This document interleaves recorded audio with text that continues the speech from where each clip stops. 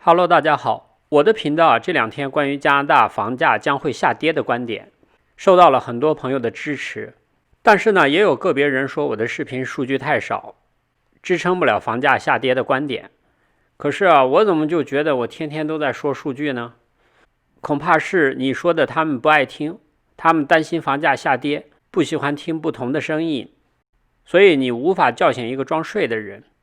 他们只是想听我说说加拿大的房价一定能脱离地球引力涨到天上去。不过呢，还有一些朋友他们虽然也不希望房价下跌，但是呢，他们看涨和看跌的声音都想听一听，谁说的有道理就参考谁的。其实这才是聪明人的做法。所以呢，今天我们的话题就是谁最担心加拿大的房价下跌。首先我们先来看看借款人银行怕不怕。先看数据吧。近几年，加拿大央行始终认为他们面临两个最大的风险：一是加拿大家庭债务过高，二是加拿大住房市场严重脱离经济基本面。特别是多伦多、温哥华这两个城市，房价和经济基本没有太大关系了，因为房产交易把地产商、借款人、银行、政府都绑到一条船上了，所以政府和央行就得想办法让这个船别翻了，不然游戏玩不下去。在2017年的时候，加拿大央行7年来首次提高了基准利率。从2017年7月，加拿大央行把基准利率上调了5次，达到了 1.75%， 目的呢就是抑制过热的房产市场。直到去年疫情刚刚爆发的时候央行担心房产市场崩盘才开始降息。当时加拿大央行与国际货币基金组织共同做过一个最悲观的预测：一是加拿大 GDP 下降 8.2%，二是失业率达到 12.6%， 三是加拿大房价暴跌 40.9%。 同时他们还做了一个最乐观的预测：一是 GDP 下降 4.5%， 二是失业率为 8.6%， 三是房价下跌 7.8%。 从这个预测来看加拿大央行最担心的就是房价暴跌，其实少跌一点就当是挤泡沫了。但是一旦出现暴跌很多人可能就会断贷，造成房贷危机。一旦爆发了房贷危机恐怕很多借款人都会顶不住。银行要是顶不住呢，会发生什么后果？可能整个经济就崩溃了。正是基于这个最悲观的预测才导致了央行去年救市用力过猛。去年9月3号的时候央行发布了一个报告称，他们当初最悲观的预测兑现了2条。第一条是加拿大 GDP 下降 8.2%，第二条呢是加拿大失业率达到 12.6%， 而且当时的失业率甚至飙到了 13.8%， 这比他们最悲观的预测还要差。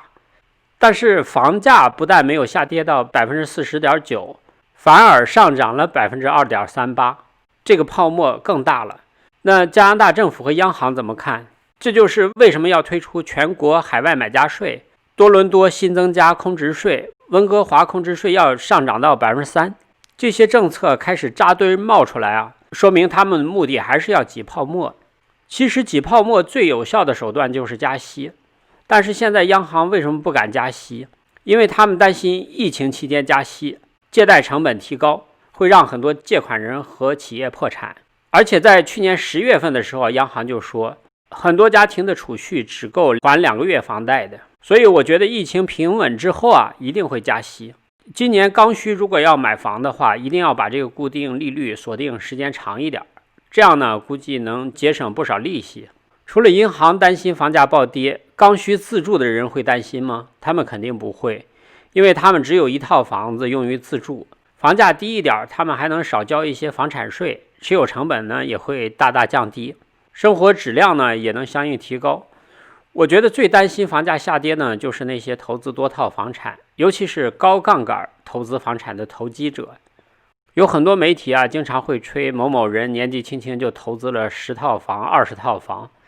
疫情爆发之后，你想想去年的租客逃离潮，如果不能正常收回房租的话，那这些人会面临什么情况？所以有的时候贪婪是一定要付出代价的。当然去年还有一个特殊情况，就是很多人担心货币超发造成财产贬值，再加上央行的低利率政策，尽管经济已经处于衰退之中，但还是很多人认定加拿大房产是保值增值的工具，所以呢，他们才敢于入市抢房。说到抢房这个事儿啊，有很多人都认为这个事儿是有猫腻的。今天我在我的频道社区专门做了一个投票调查，在我录这个视频的时候啊，总共有94人参加投票，认为去年加拿大火爆的抢房现象有猫腻的占到 69%， 属于绝大多数。认为没有猫腻的呢，只占到了 31%。 现在呢，随着疫情二次爆发越来越严重，安省和魁省现在都在封锁之中。魁省在这周6就开始实行宵禁，而且疫苗接种工作进展也不是很顺利。从现在的情况来看，疫情有可能还会出现第3波。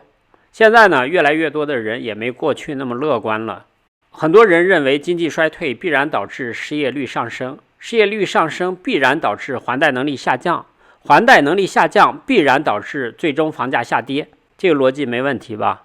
所以现在加拿大的房地产就像一瓶烈酒，对于加拿大政府和银行来说啊，不喝难受，喝多了更难受。每个人都应该相信一点，没有只涨不跌的房价。不信啊，咱们走着瞧。以上就是今天我想给大家分享的内容。